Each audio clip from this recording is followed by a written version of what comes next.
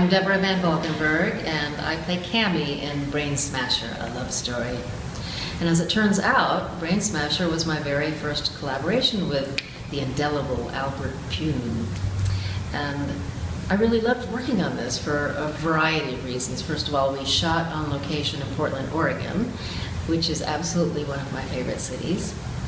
And it was a caper on the verge of farce. Love that. Loved my character. She was adventurous and eccentric and exotic, and on screen she was not only an expert at botany, but little Mandarin Chinese and some form of martial arts. And I had this idea for how I wanted to look, and Albert was very game. I appreciate that.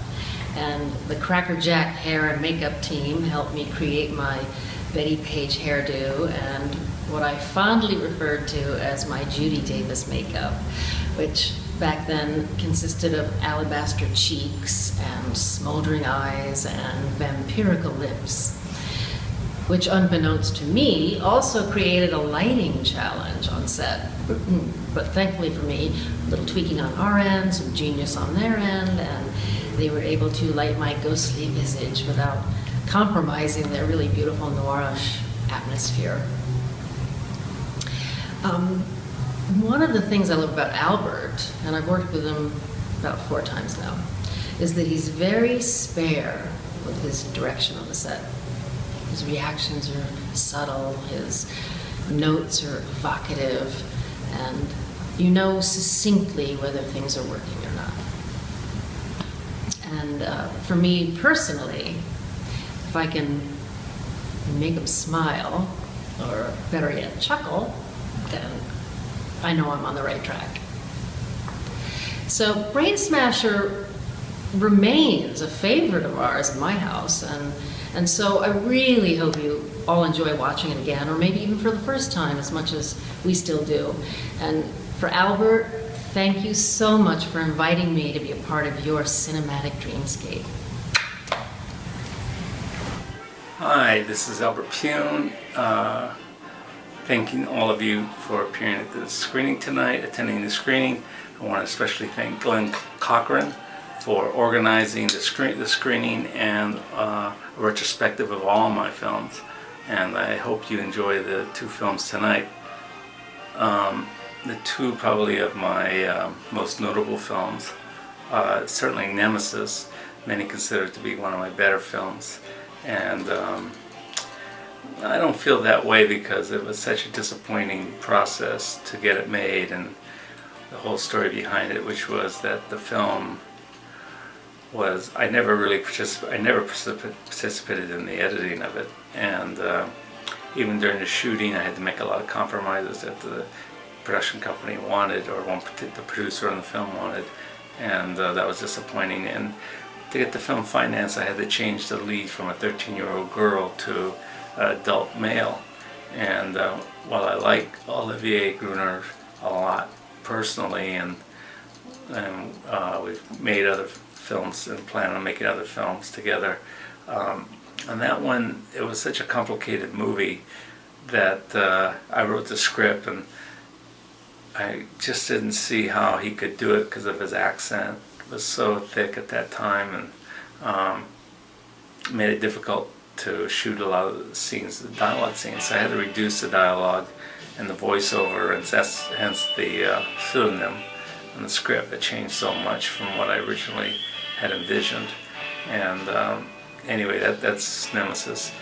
Brainsmasher, on the other hand, was all me all the way through, and I was very happy with the way the film turned out. I was very happy with Terry Hatcher and Andrew Dice Clay. I thought they gave great performances, and Deborah Van Valkenburgh was terrific in it. And she starred in one of my favorite films, Streets of Fire, which, 20 years later I had a chance. I let the elements of Streets of Fire affect me, and it produced a film called Road to Hell. And that's what I'm finishing this year and hope to release this year, and I hope you go to see it. Anyway, I'm glad you're all attending the screening tonight. I want to thank you for that, And I want to thank Don Cochran for organizing the screening, and I hope you enjoy the movies. Bye-bye.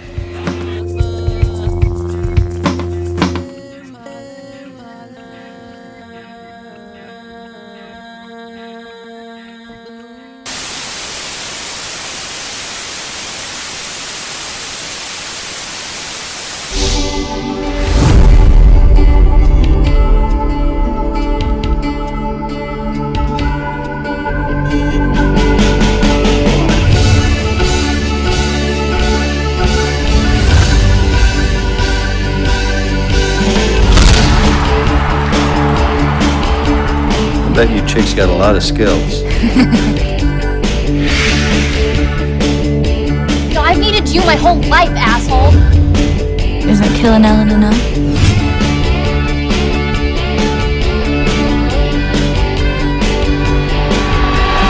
Racing through the night with this black top soul. I'm holding on tight, I can never let go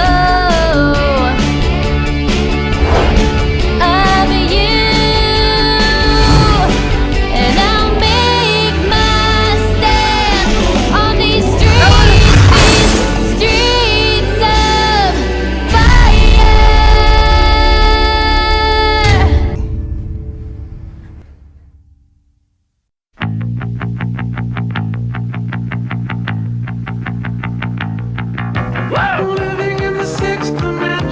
Just keep saying to yourself, it's only a movie. It's only a movie. It's only a movie that will have you living in the sixth dimension, moving in the wrong direction. A new